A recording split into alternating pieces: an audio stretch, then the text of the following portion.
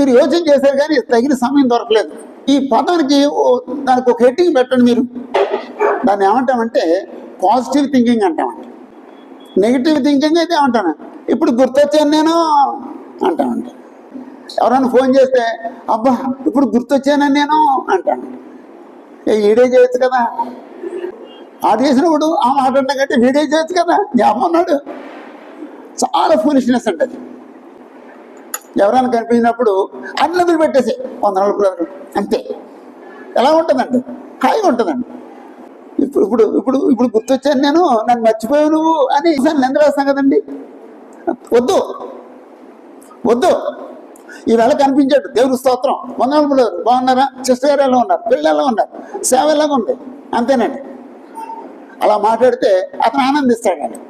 ఇలా కించపరిస్తే నొచ్చుకుంటాడండి. అలా మాట్లాడటం నేర్చుకుందాం.